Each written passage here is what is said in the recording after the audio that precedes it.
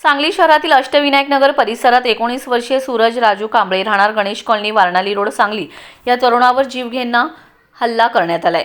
या प्रकरणी संजयनगर पोलिसांनी अवघ्या 24 तासांच्या आत दोघां हल्लेखोरांना अटक केले। निहाल रियाज रंगारी वय 32 आणि बिलाल रियाज रंगारी वय 29 दोघे राहणार गंगानगर सांगली अशी अटक केलेल्यांची नावे आहेत। या घटनेमुळे परिसरात एकच खळबळ उडाले।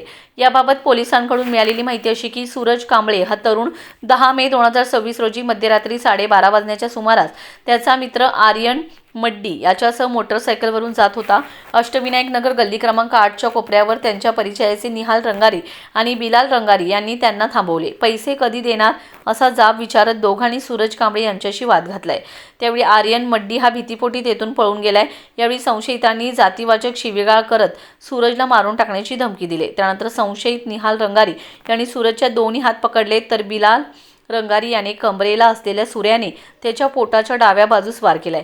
या हल्ल्यात सूरज कांबळे गंभीर जखमी झाला असून त्याच्यावर सांगलीच्या सिव्हिल हॉस्पिटलमध्ये उपचार सुरू आहेत।